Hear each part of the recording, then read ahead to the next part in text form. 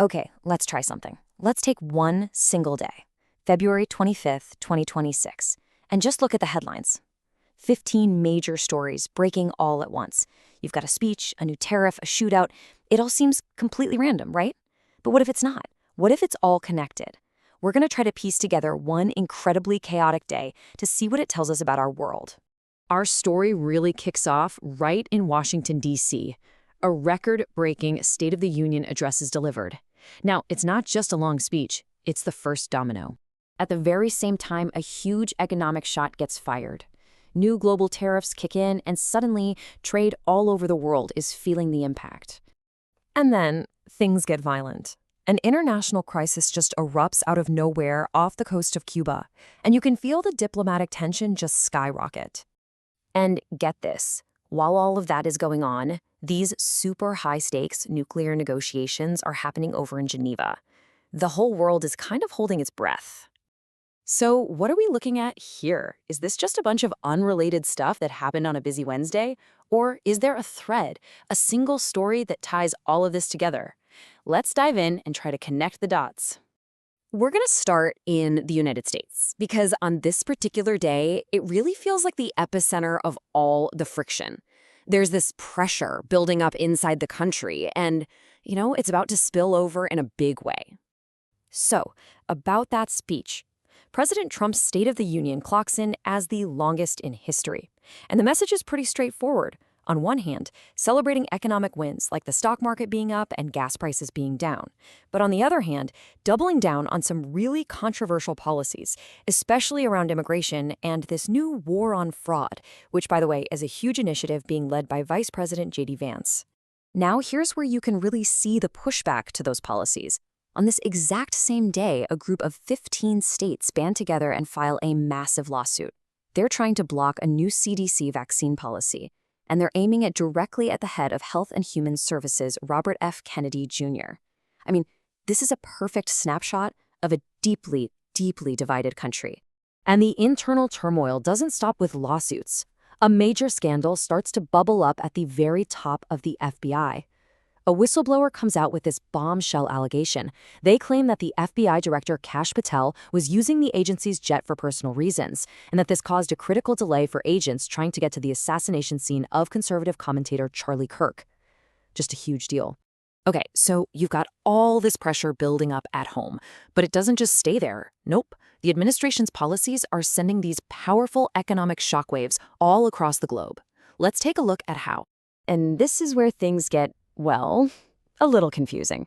On one hand, the U.S. slaps this massive 10% tariff on basically all global imports, a huge show of economic force. But on the exact same day, it eases oil restrictions on Venezuela to let humanitarian aid get into Cuba.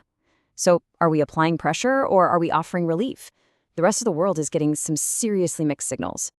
As you can probably guess, these mixed signals and all the internal drama, they're having very real consequences on the world stage. They are fueling multiple diplomatic crises, all at the same time. Things get really serious really fast down in the Caribbean. The Cuban government reports this incredibly violent shootout. They say a speedboat registered in the U.S. just opened fire on their Coast Guard. 4 people are killed. This isn't just a news headline. This is a potential flashpoint for a huge international incident. Meanwhile, over at the United Nations, there's a big vote to reaffirm Ukraine's borders. It's the 4th anniversary of the invasion. But the real story here isn't in the yes or no votes. Look at who's in that abstain slice. Both the United States and China. 2 of the most powerful countries on the planet just chose to sit on the sidelines. And believe me, that sends its own powerful message. You'd think there might be a glimmer of hope coming out of Geneva. Iranian negotiators are sounding pretty optimistic, saying a nuclear deal is close. But, and there's always a but, isn't there? That optimism is running headfirst into the fact that the U.S. just hit them with a new round of sanctions right before the talks even started. It just adds another layer of tension to an already impossible situation. And while it's easy to get focused on the U.S. as the source of all these shockwaves, the rest of the world wasn't just sitting around. There are major events unfolding on every single continent, adding even more layers to this already complex day. Over in Asia, we're talking about a massive economic milestone. South Korea's KSPI index blew past the 6,000-point mark for the first time ever. That signals incredible confidence in the markets over there, maybe even a shift in the world's economic center of gravity.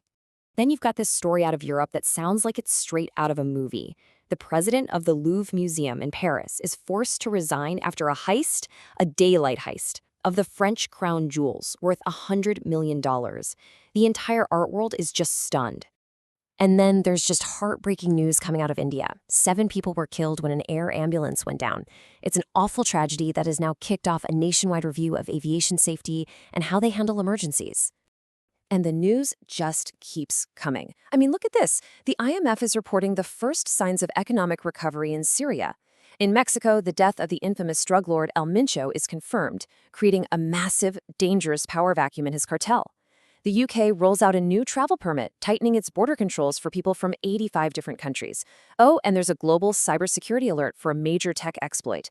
The pace is just relentless.